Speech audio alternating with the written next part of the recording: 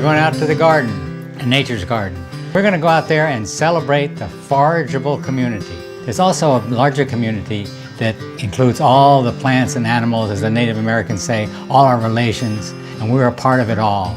And the more we can participate and engage ourselves in the natural world, the more we realize who we really are. So let's go out there and see what we can find. Come on.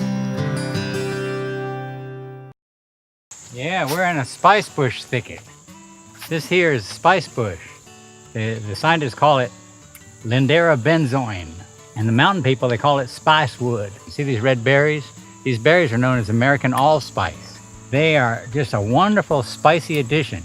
There are not many spicy elements to our northern cuisine. And we use these berries. We dry them and grind them up and add them to applesauce.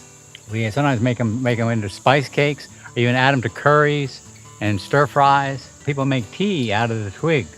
Spicebush tea makes a wonderful, powerfully aromatic tea. How do you identify this plant? When it doesn't have the berries on it, it's just sort of an oval leaf with a little drip tip on the end of it. If you just crush one of the leaves and smell it, it's amazing. It's amazing. It has like a kind of a really powerful kind of lemony smell. You just crush it up and, boy, you know you've got the plant. It's one of those things, they call it organoleptics. They call it using your whole body, all your senses to identify a plant. I used to have this old friend of mine, old buddy of mine named Lee.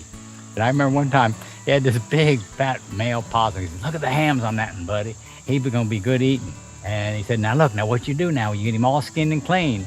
You get you a whole bunch of little spicewood twigs, and you just cut those little twigs, little sharp points, and you fill him up till he looks like a little porcupine. Then you parboil him and bake him." He says, "and that spicy flavor will take away the gaminess." And you know, I took that possum home and I did that. And now it made the possum taste so good. So next time you're cooking a possum, you'll know what to use. Good old spicebush. So these are the freshly harvested berries. So what we're doing is just put them in this little rack here. We'll put them in a warm, dry spot, maybe in our dehydrator, and they'll dry. And then once they're dried, then we can keep them all winter and use them whenever we want them, just as we would any dried spice. And we have a little suribachi, a little Japanese mortar and pestle. We'll crush them up.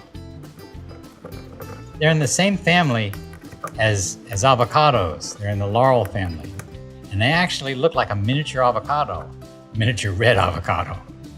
And they have a big oily seed in there, and that's where a lot of the flavor comes from.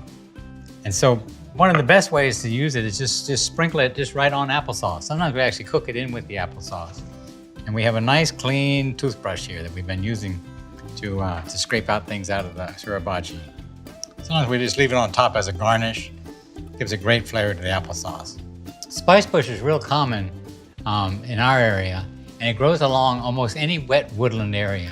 And you can find it anywhere from maybe North Florida to Texas to the Midwest and all the way up into New England. Whenever you want something spicy, good old American allspice, it's hard to beat it. Yeah, man. Applesauce with a little spicebush. Whoa.